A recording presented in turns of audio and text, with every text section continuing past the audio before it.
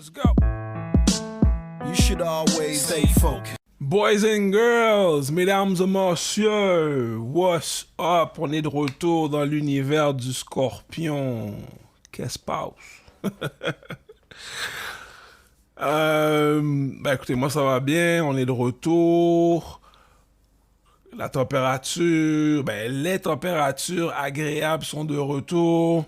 Donc, qu'est-ce que ça veut dire? Ça veut dire que j'ai pu me rendre sur le parc et prendre quelques shots, faire des petits workouts et tout, juste me mettre dans le beat aussi. Et c'était pas très beau. C'était pas très beau. C'est normal. Parce que si on fait le calcul, ça remonte à septembre. Ça fait à peu près quoi, 7-8 mois que pas de shot, pas de lay-up, pas de dribble, rien, nada, niet.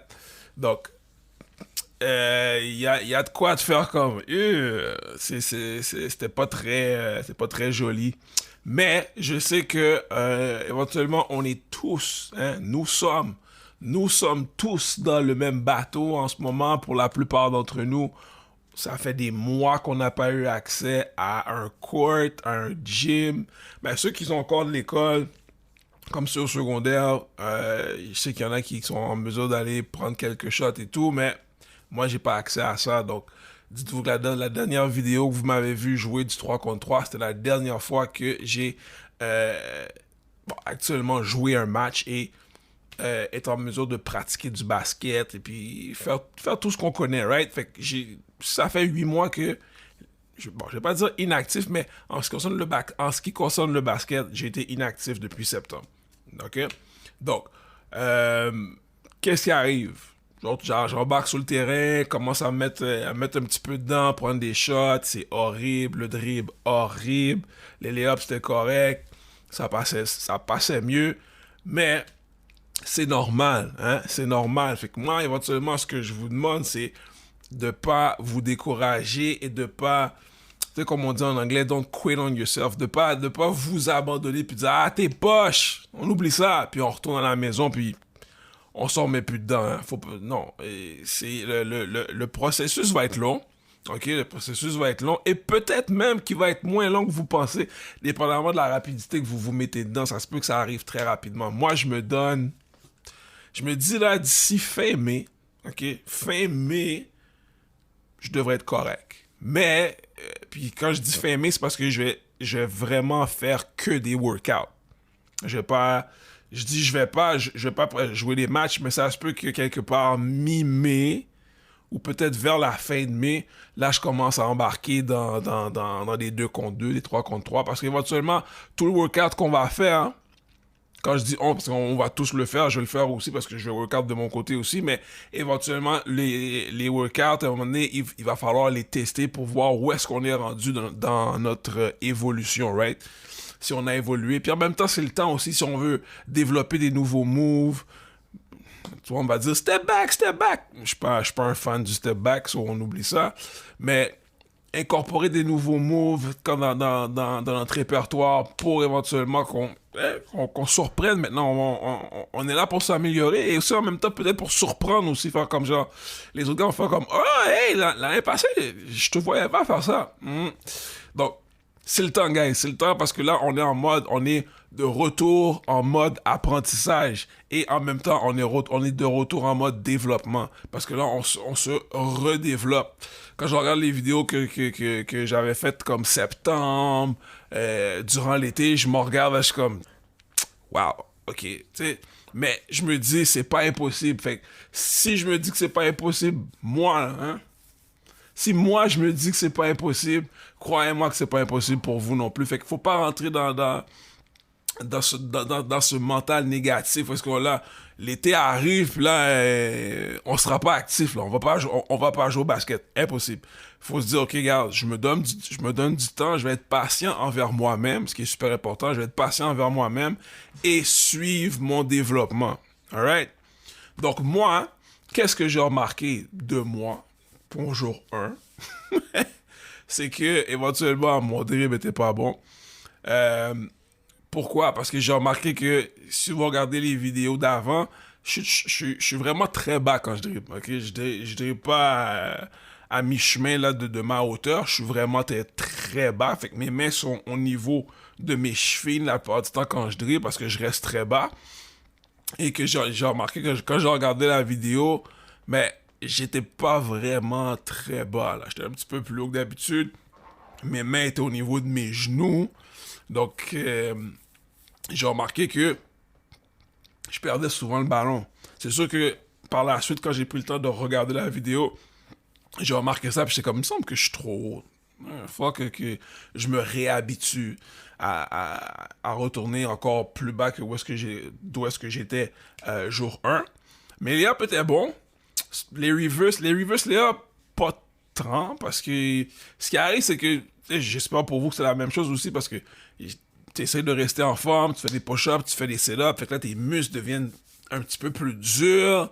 Tu te sens, tu te sens en forme, mais tu te sens stiff. T'es comme, mon Dieu, t'as perdu un petit peu de souplesse. Fait qu'éventuellement, oui, t'as gagné de la force.